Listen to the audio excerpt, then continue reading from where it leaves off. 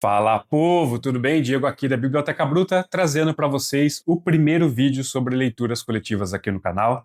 Já defini 3 leituras coletivas, uma fantasia para maio, um faroeste que já teve 2 adaptações para cinema em junho, e em julho vamos ler uma ficção histórica de um autor esquecido aqui no Brasil, completamente esquecido, mas uma aventura africana que dizem ser uma das melhores que tem por aí. Também já vou trazer aqui nesse vídeo alguns spoilers das leituras coletivas lá para o segundo semestre, tá? Temos aí uma literatura policial e uma ficção científica. Vamos ver tudo isso após a abertura.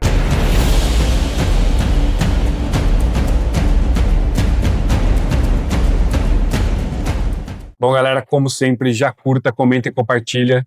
Já me segue aqui no Instagram, @bibliotecabruta. Confira também o trabalho dos canais parceiros, o Andrew do Arsenal Books, o Reives Lorenzoni e o Rodrigão 1002, qualidade que eu atesto, tá certo? Também aí na descrição, link geral para a Amazon, diversos links na Amazon, no Shopee, no estante virtual, onde quer que eu encontre os livros apresentados aqui neste vídeo, vai estar aí na descrição para vocês começarem a correr atrás também, tá certo? E também link lá para o grupo do WhatsApp, já somos mais de 150 pessoas comentando sobre livros diariamente e só participam dos sorteios aqui do canal quem estiver lá no grupo do WhatsApp, tá? Já tivemos a primeira live de bate-papo e sorteio, né, na verdade. Já tivemos 3 felizardos, o mês que vem teremos aí mais 3 ou 4 felizardos sorteados com livros, tá certo? Então bora começar essa bodega aqui. Primeiramente, galera, como vai funcionar essa leitura coletiva, né? Vamos pegar a literatura de maio como exemplo. Eu vou abrir um grupo no WhatsApp especificamente para a leitura coletiva, tá? Um subgrupo ao canal principal. Todo mundo que quiser participar da leitura coletiva entra nesse canal e lá a gente vai poder compartilhar as nossas experiências de leitura. Estou planejando também, no meio do mês, fazer uma pequena live para a gente conversar, uma live aberta no YouTube, né? Para a gente já ir conversando das primeiras impressões dos livros, tá? Eu vou conversar também com vocês o que eu estou achando. Mas, finalizado o mês, na primeira semana de junho, a gente já planeja um vídeo, provavelmente ali pelo Teams ou por algum outro programa nesse sentido, onde todo mundo que fez a leitura coletiva vai poder entrar e vai poder discutir em grupo o que achou desse livro, tá? É uma experiência muito parecida com o que o Andrew faz lá no canal dele, que eu gostei bastante de participar algumas vezes. Então a gente vai fazer isso, eu vou abrir uma sala privada em um desses programas de chamada por vídeo, vou jogar o link lá no grupo específico do livro. Quem quiser participar ou quem quiser só ouvir a discussão, vai poder entrar lá naquele link e então a gente vai fazer essa gravação, tá? Vamos ter ali 1 a 2 horas de conversa sobre o livro do mês e depois eu solto esse vídeo no YouTube, solto minha resenha. E também vou colocar no fim da participação uma votação para vocês. Vocês vão poder dizer a nota que vocês vão dar para o livro, tá? E no fim do ano a gente vai ter aí diversos livros com a nota do canal, a nota coletiva do canal, tá certo? Não só a minha nota, não só o meu parecer, mas a nota coletiva do canal. Então vai ser uma coisa bastante interativa. Mais próximo ali do mês da leitura, eu vou soltar para vocês um cronograma de leitura, né? Por exemplo, esse livro aqui vai ser 15 páginas por dia ou X páginas por semana. Primeira semana você lê da página tal e por aí vai, tá? Então, resumindo, galera, teremos um subgrupo do WhatsApp especialmente para a leitura coletiva, onde a gente vai ficar discutindo a nossa leitura ao longo do mês. Teremos uma live de meio de mês para já discutir as primeiras impressões dos livros. Teremos uma live no final do mês em algum programa de chamada por vídeo, onde todo mundo vai entrar para debater o livro. E depois eu vou deixar vocês votarem uma nota coletiva para este livro aqui, tá certo? E por fim, depois disso, esse vídeo vai para o YouTube e eu também solto uma resenha particular minha. Então bora lá, bora apresentar esses livros para vocês. Bom, galera, o canal não fala só de fantasia, mas, sei lá, 50% dele é fantasia, então acho que mais do que justo nós começarmos nossas leituras coletivas com um gênero fantástico, certo? Vou trazer para vocês aqui então uma fantasia clássica. Estou falando de As Crônicas de Âmbar, do Roger Zeslany, com esta belíssima capa nessa edição da editora Intrínseca, tá? É um livro, galera, que eu sempre ouço pessoas falando: pô, você já começou a ler? Pô, você tem interesse em ler? Pô, eu vi que você tem um livro ali na sua estante. O que você achou desse livro? Eu vejo pouca gente falando, eu tenho curiosidade. Será que é bom? Será que é ruim? Vamos matar essa curiosidade. Eu também tenho essa curiosidade com relação a esse livro aqui. Então vamos matar essa curiosidade em leitura coletiva. Essa clássica fantasia foi escrita lá nos anos 70 pelo Roger Zeslany. Tem uma fotinha dele aqui? Tem uma fotinha dele aqui. Olha aí o camarada. E é uma fantasia que eu vejo as opiniões lá fora sendo bem ame-a ou odeia, tá? Bem 8 ou 80. Tem gente que ama de paixão, tem gente que odeia bem fortemente. Vamos descobrir em que lado do espectro nós estaremos aqui, tá certo? Uma fantasia muito querida, como eu falei, por alguns, tanto é que tem uma adaptação sendo trabalhada aí já há alguns anos, e uma das pessoas que está encabeçando essa adaptação é o Stephen Colbert, apresentador de talk show noturno lá nos Estados Unidos, né? Stephen Colbert é um nerdaço, fanzaço do Senhor dos Anéis. Procurem para vocês verem as entrevistas que ele dá com atores que participaram do Senhor dos Anéis ou com gente que é fã. Ele solta a nerdice dele ali de uma forma gigantesca e ele ama também as Crônicas de Âmbar e se envolveu com a adaptação desse projeto, tá? Não sei em que pé está essa adaptação, se já tem, se vai ser série, se vai ser filme, onde vai sair, por quem vai sair, mas ela já está sendo anunciada há mais ou menos uns 2 ou 3 anos, tá? A edição brasileira de Crônicas de Âmbar tem aqui 732 páginas de história, capa de Mark Simonetti, a editora Intrínseca mandou bem demais nessa capa, né? Numa era de capas tão sem graça, tão sem sal, que você olha um livro e você não sabe se é um romance, se é uma fantasia, se é uma ficção científica, se é uma ficção histórica, porque tá tudo igual. A Intrínseca foi lá, voltou às raízes e trouxe o Mark Simonetti de volta. Não conhece o Mark Simonetti? Porra, acompanha essa montagem.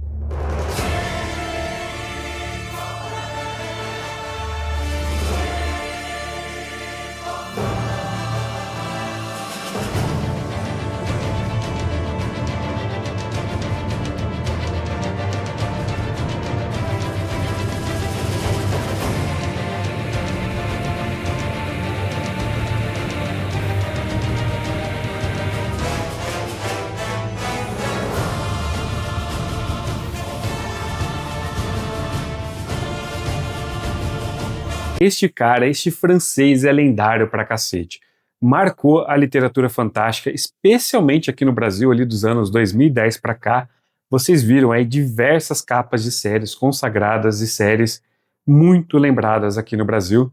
E a Intrínseca trouxe esse cara de novo aqui em Crônicas de Âmbar. E o melhor de tudo dessa fantasia, galera, é que é um volume só. Ah, mas Diego, eu acabei de ver que tá saindo o segundo volume agora em março lá na Amazon. Ah, Diego, eu ouvi falar que seus... Calma, calma, calma. Sim, de fato, são 5 histórias, mas as 5 histórias estão compiladas aqui, ó.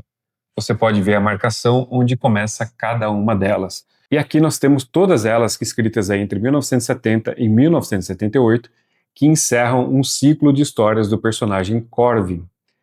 Este livro que a editora Intrínseca está lançando agora, o tomo 2, compila outras 5 histórias escritas lá na década de 80, finalizando em 1991, com outro personagem, outra época, outra coisa. Então você pode ficar apenas neste livro aqui. Você não precisa comprar o segundo, não precisa ler o segundo, tá? Mas você não pode fazer o caminho contrário. Se você for ler o segundo, tem que ler o primeiro antes, tá certo? Então tá explicada essa situação. Bom, do que vai se tratar o livro? A gente vai acompanhar Corey.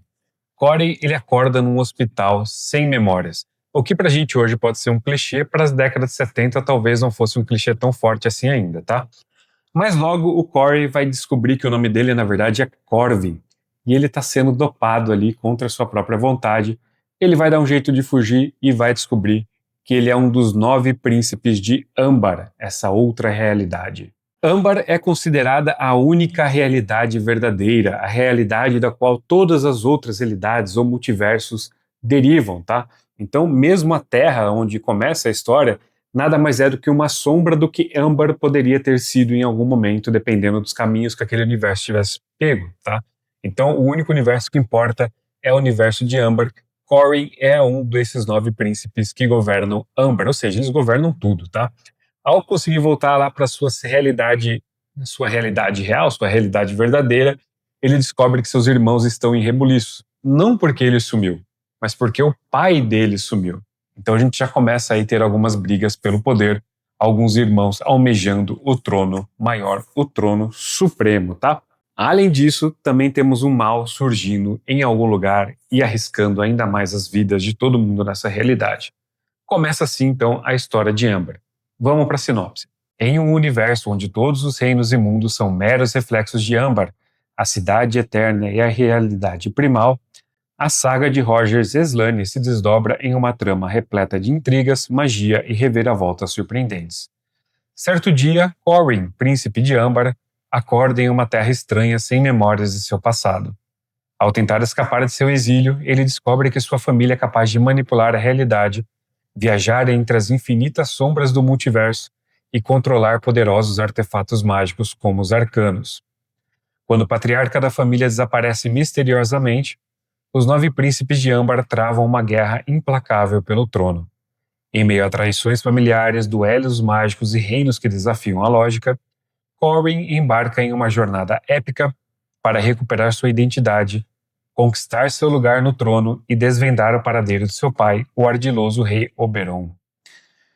Ao enfrentar perigos de infinitos mundos e a ganância implacável de seus irmãos, cada qual com os próprios segredos e ambições, Corwin descobrirá que a lealdade pode ser tão mutável quanto as sombras que cercam o reino de Amber. Considerado uma das obras de fantasia mais originais da história, As Crônicas de Amber combina profundas questões filosóficas, referências literárias e uma mitologia singular, consolidando-se como um clássico moderno. Uma leitura essencial para aqueles que buscam aventura, mistério e mundos que ultrapassam os limites da imaginação. Então tá aí a sinopse de As Crônicas de Amber, e deu para ver que teremos uma história cheia de lutas, traições, intrigas, vinganças, magias estranhas, magias que funcionam através de cartas, teleportes entre multiversos, magia com tecnologia, tecnologia que mais parece mágica, entre tantas outras coisas aqui, tá? Vamos ler aqui um trechinho do livro, galera? Ó. Então, como mostrei para vocês, tá aqui o livro aberto, né, como um todo. Ele repete aqui a imagem da capa, só que em preto e branco. Depois nós temos aqui uma abertura bonitinha. E nós já vemos aqui para 1. Estava finalmente acabando, depois do que me pareceu quase uma eternidade. Tentei mexer os dedos dos pés. Consegui. Estava esparramado em um leito de hospital, com as pernas engessadas, mas pelo menos ainda eram minhas. Pisquei com força, 3 vezes. Minha visão ficou mais nítida e pude ver o quarto. Onde eu estava? As brumas foram se dissipando aos poucos, e parte daquilo que as pessoas chamam de memória voltou. De repente me lembrei de noites, enfermeiras e agulhas. Sempre que minha mente começava a clarear, alguém entrava no quarto e me espetava com alguma coisa. Foi o que aconteceu. Foi sim. Mas a essa altura eu me sentia quase bem. Eles teriam que parar com isso, certo? O pensamento me tomou de supetão. Talvez não. Um ceticismo natural quanto à pureza das motivações humanas surgiu e se instalou no meu peito. De súbito, tive a consciência de que havia sido drogado além da conta. Não havia nenhum motivo para isso, já que me sentia bem, e nenhuma razão para que parassem, se tinham sido pagos para continuar. Então relaxe e haja como se estivesse dopado, disse aquela voz que era minha pior versão, ainda que a mais sábia. Obedeci. Uma enfermeira enfiou a cabeça pelo vão da porta por uns 10 minutos depois. E eu, claro, ainda estava na terra dos sonhos. Ela foi embora. A essa altura, eu já compreendia um pouco o que tinha acontecido. Tinha a vaga lembrança de ter me envolvido em algum tipo de acidente. O que veio depois ainda era um borrão, e eu desconhecia os acontecimentos de antes. Mas sabia que primeiro tinha sido levado para um hospital e só depois trazido para o lugar em que estava. Por quê? Disso eu não fazia ideia. No entanto, minhas pernas pareciam boas o bastante para ficar de pé, embora eu não soubesse quanto tempo se passara desde a fratura. Então me sentei, tive que fazer bastante esforço, pois meus músculos estavam exauridos. Era noite lá fora, e vi algumas estrelas brilhando pela janela. Depois de admirá-las um pouco, joguei as pernas pela beirada da cama. Fiquei tonto, mas logo a sensação diminuiu e eu me levantei, apoiado na grade da cabeceira, e dei o primeiro passo. Certo, as pernas aguentaram. Então, teoricamente, eu estava em condições de ir embora andando. Voltei para a cama, me alonguei e fiquei pensativo. Eu suava e tremia, vendo pontos pretos e tudo mais. Havia algo apodrecido no reino da Dinamarca. Lembrei que tinha sido um acidente de carro, um dos feios. E então a porta se abriu, deixando a luz entrar. Estreitei os olhos. Pelas frestas sobre os cílios vi uma enfermeira segurando uma seringa. Ela se aproximou da cama. Tinha quadris largos, cabelo escuro e braços grossos. Assim que a mulher chegou perto, eu me sentei e disse: "Boa noite." "O quê?" "Ah, boa noite." "Quando eu vou ter alta?" "Preciso perguntar ao doutor." "Faça isso então." "Por favor, arregace a manga." "Não, obrigado." "Você precisa tomar a injeção." "Não preciso não." "Lamento, mas são ordens médicas." "Então o traga aqui. Enquanto isso, não vou permitir." "Só estou cumprindo ordens." Eichmann também estava, e veja só o que aconteceu com ele, rebati balançando a cabeça. "Pois bem," respondeu ela, "preciso comunicar isso. Por favor, comunique," retruquei. "E aproveite para dizer ao médico que decidir ir embora amanhã de manhã." "Isso é impossível, você não está em condição nem de andar e sofreu ferimentos internos. Veremos. Boa noite." A enfermeira saiu sem falar mais nada. Então tá aí, falei que ia ler um trechinho, acabei lendo 2 páginas. Vocês viram que apesar de ser aí 730 páginas, que vai dar umas 21 páginas por dia, 180 páginas por semana mais ou menos, vou colocar o cronograma bonitinho lá no canal. Tem uma diagramação bem fácil, tem uma escrita bem fluida, e a gente vai poder conferir se essa ficção fantástica lá da década de 70 se sustenta quase 60 anos depois, hein? E ó, galera, tá bem fácil de achar isso aqui, tá? É livro recente, é do ano passado, você acha ele ainda novo e já tá começando a aparecer em alguns lugares usados aí um pouquinho mais baratos, tá? Tá bem tranquilo de achar. Em junho vamos de Faroeste, um livro bem mais curtinho. Vocês sabem que uma das missões do canal é recuperar gêneros que estão morrendo ou já morreram, né? Por exemplo, ficção histórica, fantasia épica, dark fantasy, fantasia sombria, né? Estão aí morrendo, caducando, tentando ressurgir um pouquinho. Outros já morreram, como os thrillers militares de ação, e o mais morto de todos é o Faroeste. E para esta missão eu resolvi escolher então um clássico lá de 1968, escrito pelo Charles Portis. Estou falando de Bravura Indômita, com essa capa horrível. A Alfaguara foi extremamente preguiçosa nessa capa. Além de trazer a capa do filme, ela trouxe o pôster do filme, né? Porque não basta ter o nome do livro, o nome do autor, ainda trouxe o nome do diretor e o nome dos atores. Pelo amor de Deus, né? Dá uma limpada nessa capa aqui, faz algo decente. Alfaguara, que trabalho porco e preguiçoso vocês fizeram nessa capa aqui, né? Mas beleza, o que importa é o conteúdo. Aqui temos a história narrada por Mattie Ross. Mattie Ross já está velha, já está idosa, e ela está narrando pra gente o que aconteceu com ela quando ela tinha apenas 14 anos, tá? 14 anos de uma garota muito pragmática, muito religiosa e que vai sair aí em busca de justiça, ou será que é vingança, contra o cara que matou e roubou seu pai, né? E para essa missão ela vai contar com a ajuda de 2 personagens. O primeiro é um xerife, o Rooster Cogburn, velho, caolho, alcoólatra, e depois eles vão esbarrar no Ranger texano LeBuff, muito vaidoso, mas que também comete muitos erros. O LeBuff já estava perseguindo o assassino do pai dela, né? Mas por causa de uma recompensa. Enquanto o xerife vai ser alguém que ela vai contratar, porque ela ouviu falar que ele tem a bravura indômita que ela tanto quer e acha necessária para a missão. O assassino do pai dela é um cara chamado Tom Chaney. Ele é um covarde, tá, galera? É um covarde oportunista. Fugiu, lógico, depois de tudo que fez, e agora está se escondendo lá no meio de uma gangue do Ned Pepper. Então, galera, o livro vai nos mostrar como aplicar a lei numa terra sem lei, que tipo de justiça essa lei vai trazer, pode uma simples garota de 14 anos sobreviver em ambientes tão hostis e com homens desconhecidos extremamente instáveis. Será que dá para acontecer tudo isso? Será que dá para ela liderar um grupo desse? Aqui também temos um livro de extremo contraste, né?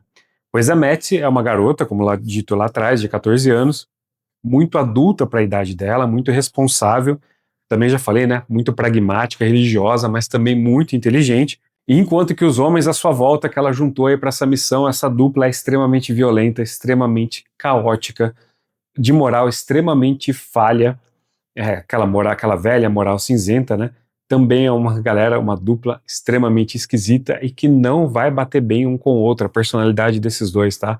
Então a instabilidade também vai surgir entre os dois, entre o Rooster Cogburn e o LeBoeuf. Ou seja, são dois personagens que estão muito longe de serem qualquer coisa parecida com heróis, tá? Será que esse grupo vai conseguir se unir em busca de um objetivo comum?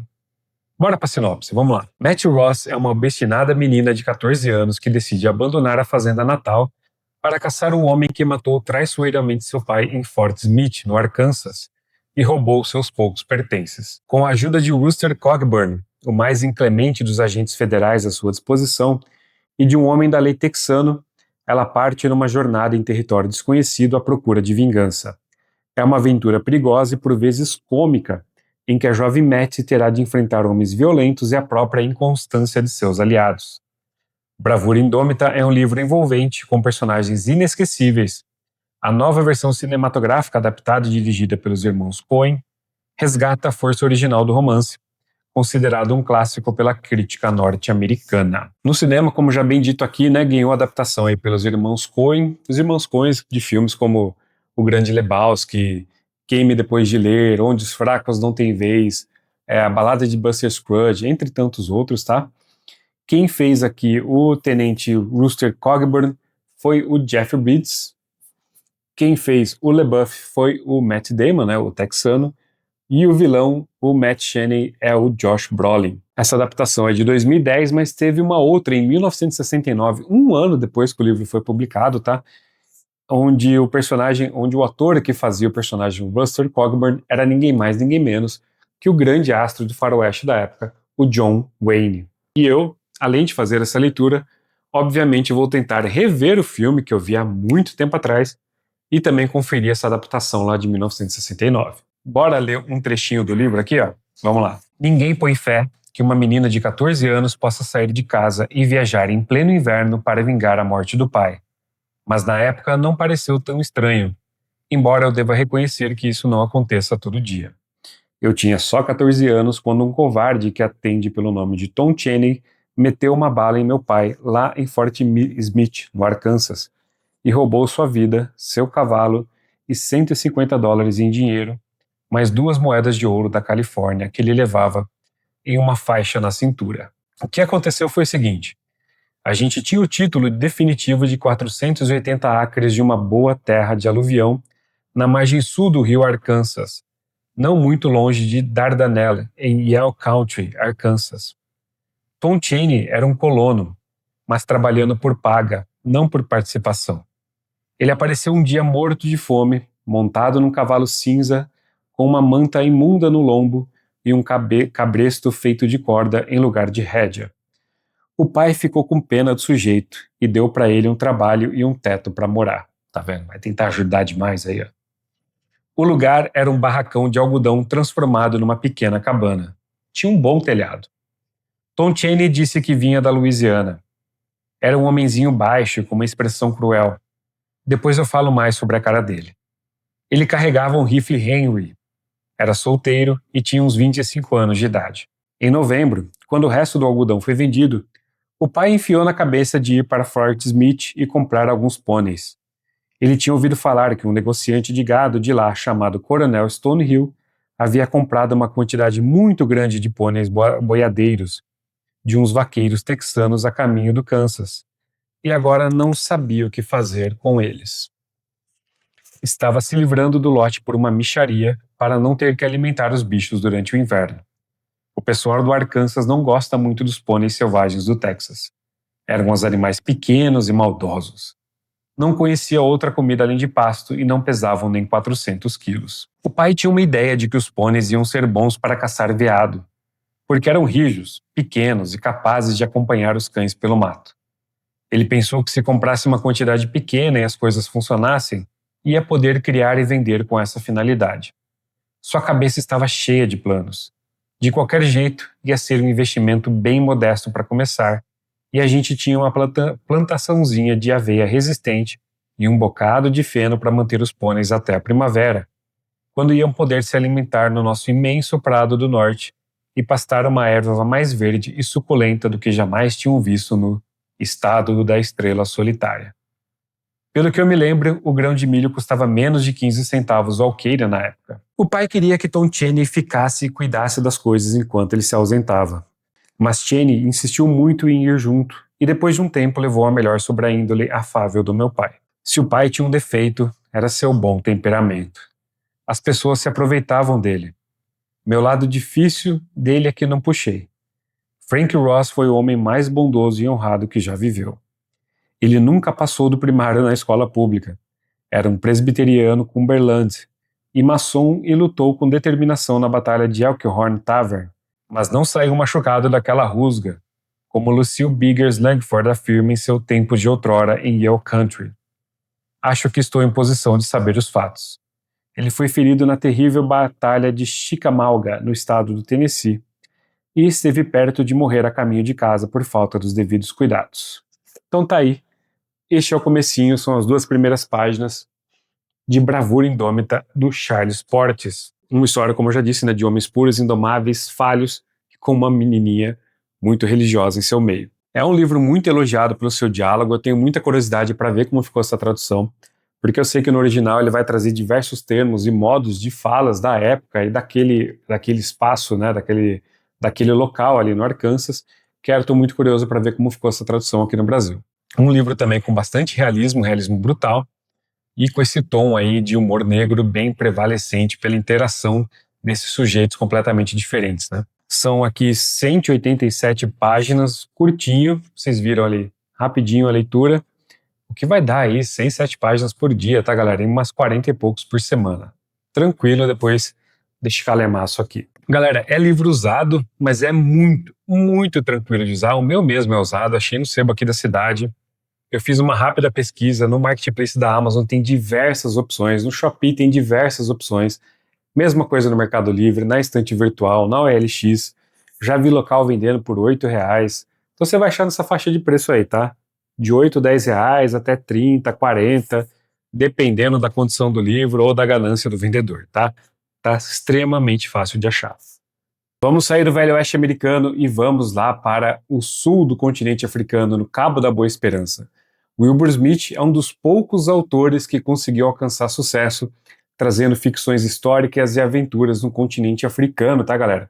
E nós vamos ler uma obra dele, chamada de Aves de Rapina. Não confundir com o grupo do mesmo nome do universo do Batman.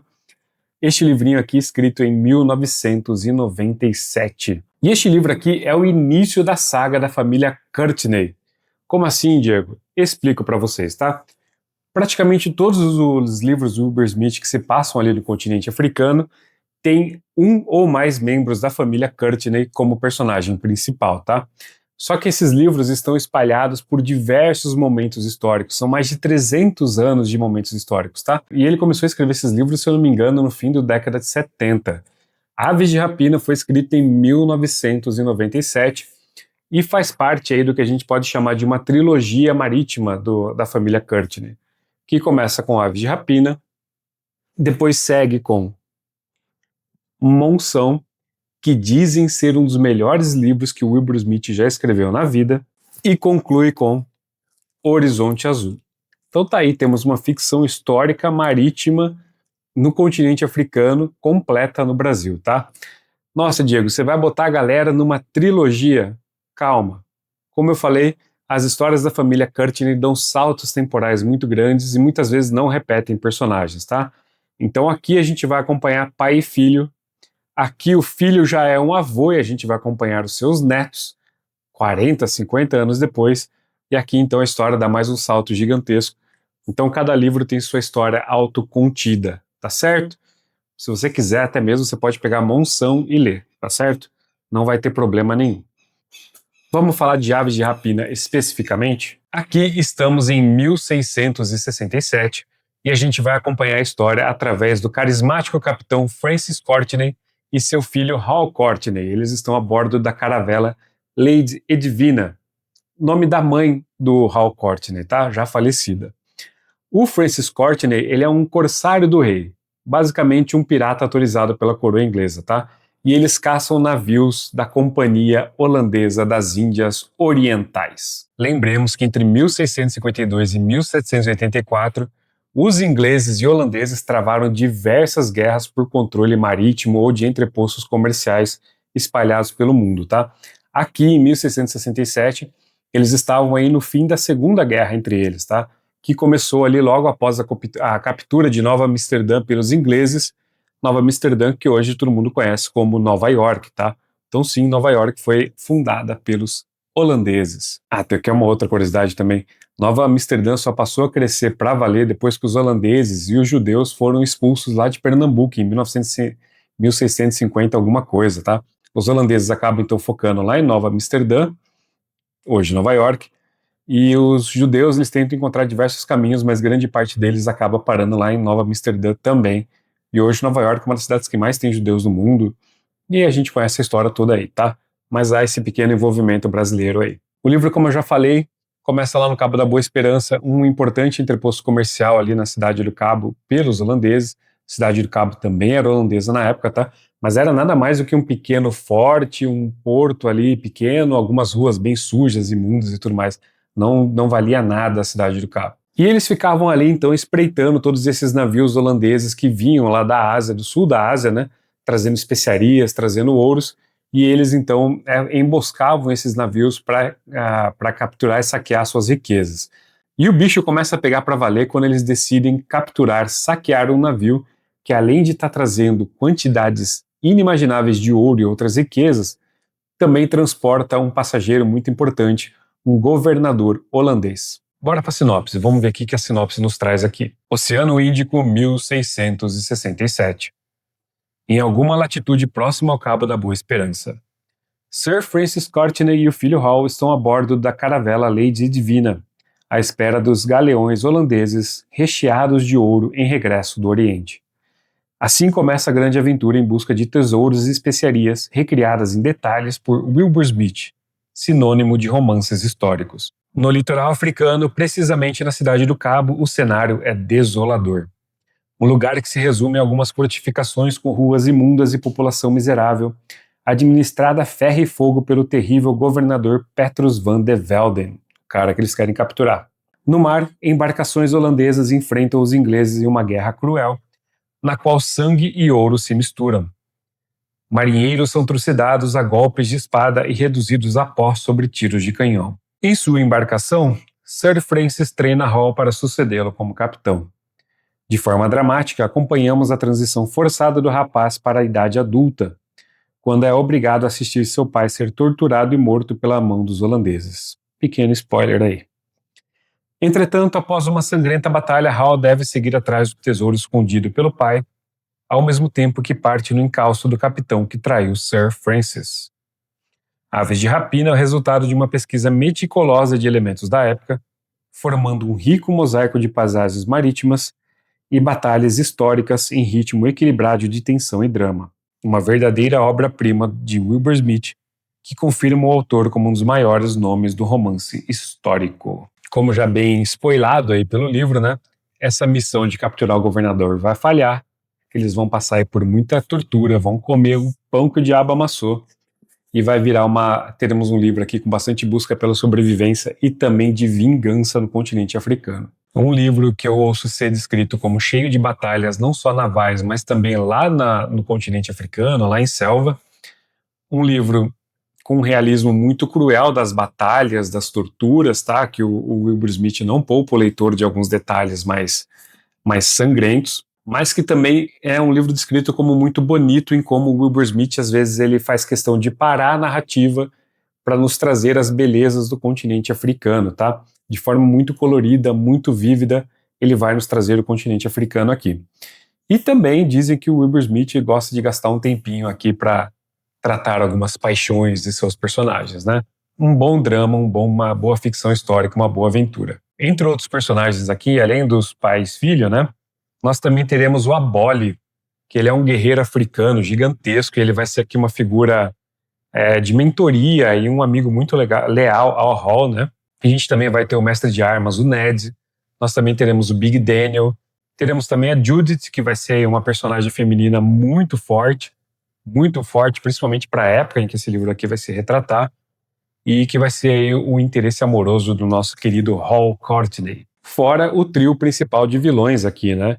Que vai ser na figura do Inquisidor, do Governador e também do traidor de todo o grupo, que vai levar à captura deles e que o Hall vai tentar fazer essa vingança. Vamos ler um trechinho do livro?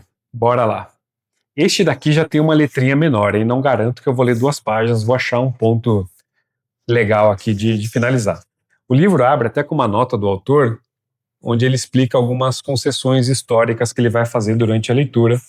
Isso a gente vê depois certinho, tá?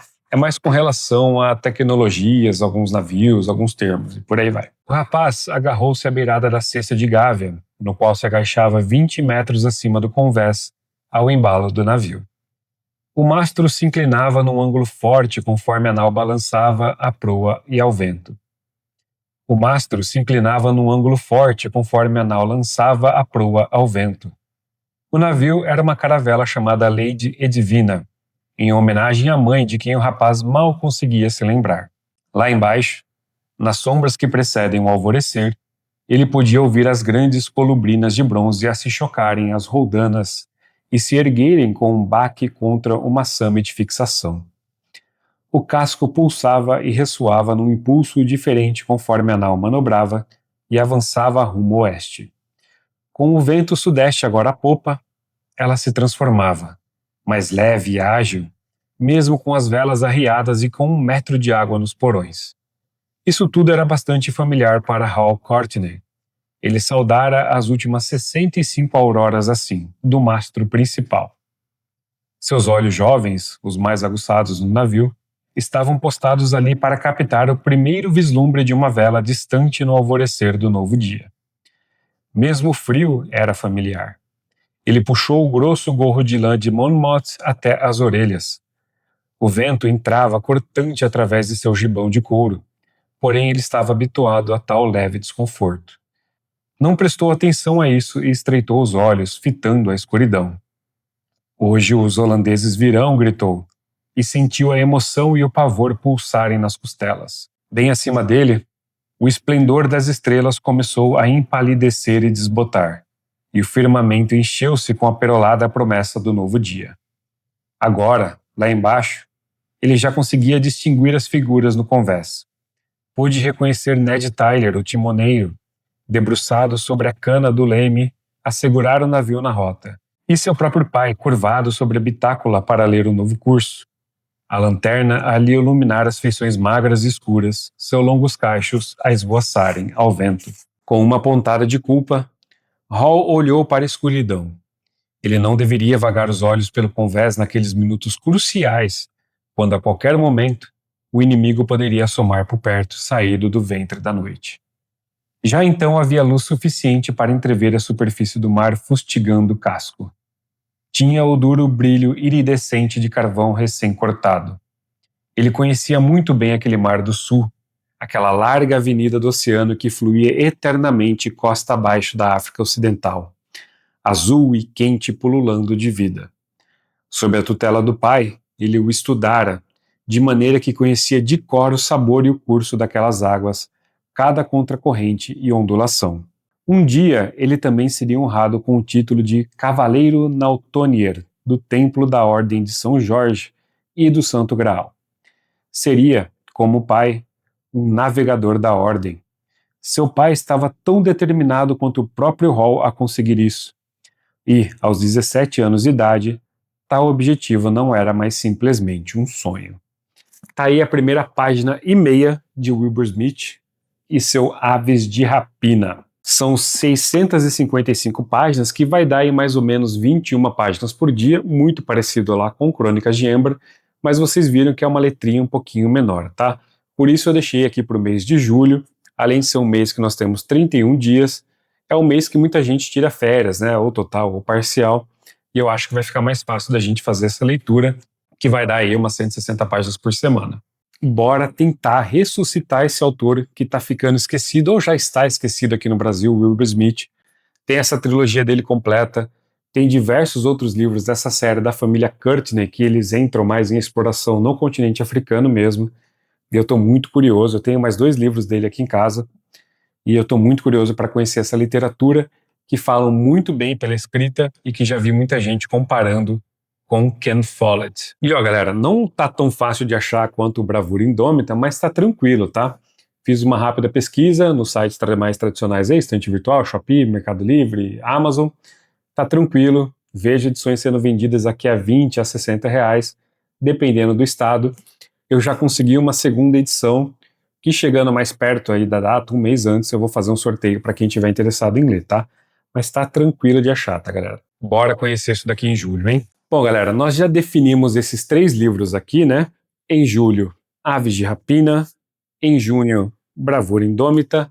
E em maio, As Crônicas de Amber.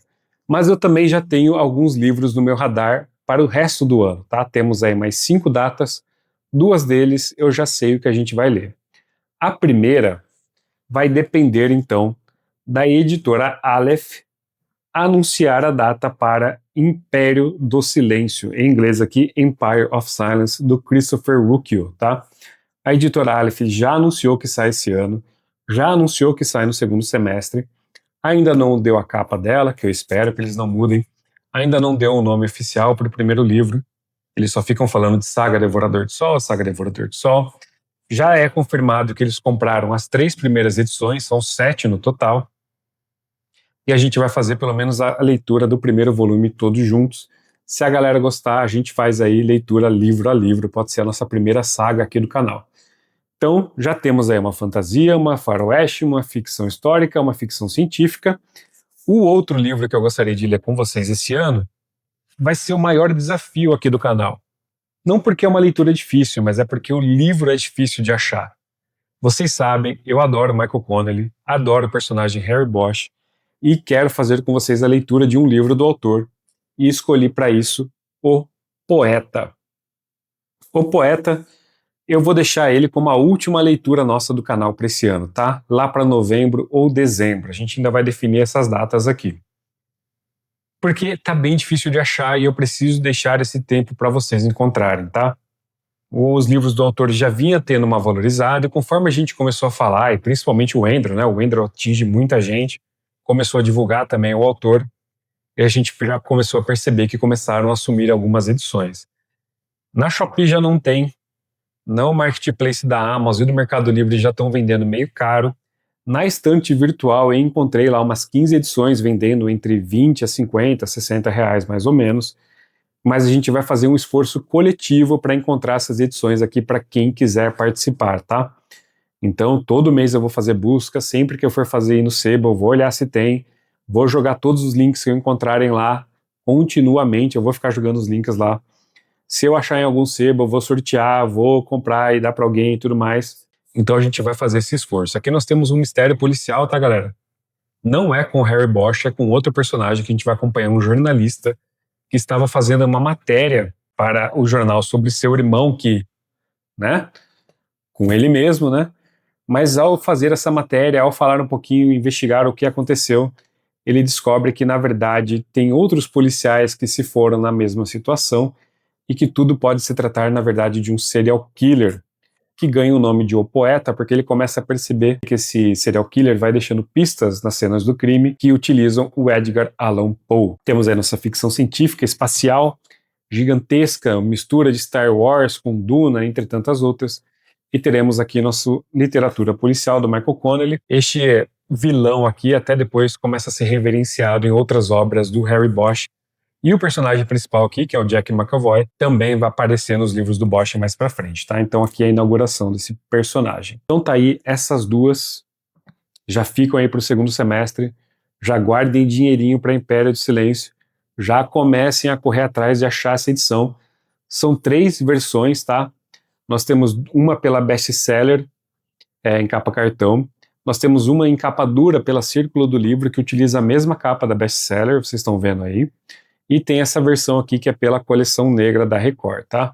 Eu, aliás, adoro esta capa aqui. Conforme for chegando mais perto, eu vou fazer um novo livro apresentando as novas leituras coletivas, até porque nós ainda temos aí outros 3 meses disponíveis, tá? Então eu quero trazer pelo menos mais uma fantasia e mais uma ficção histórica, e a terceira aí talvez uma ficção científica, um clássico, alguma coisa assim, um terror, não sei, a gente vai discutindo lá no grupo do WhatsApp. Por isso é muito importante vocês estarem lá no grupo para a gente ir fazendo essas definições, tá? Então eu quero até aí junho, mais ou menos, espero que a Aleph já solte a data e a gente se programa certinho, a gente coloca. Pô, quem sabe a gente não decide ler alguma fantasia nacional, alguma coisa nesse sentido, tá? Tem Entre Dois Fogos aí para lançar, Espada de Kaigen, enfim. Tem bastante coisa que a gente vai conversando lá no grupo do WhatsApp, a gente vai definindo. Então tá aí, essas duas aqui, datas a definir, esses três, datas já definidas. Então é isso. Espero que vocês tenham gostado. Já curta, comente, compartilha. Me deixa aí qual você gostaria de ver de leitura coletiva aqui no canal, qual dessas mais te interessou, qual vocês vão participar. Comentem também lá no grupo do WhatsApp. Me sigam aqui e no Instagram, @Biblioteca Bruta. Aí o próximo vídeo é um book haul e depois disso teremos duas resenhas, uma fantasia e um faroeste. Muito obrigado por tudo e valeu!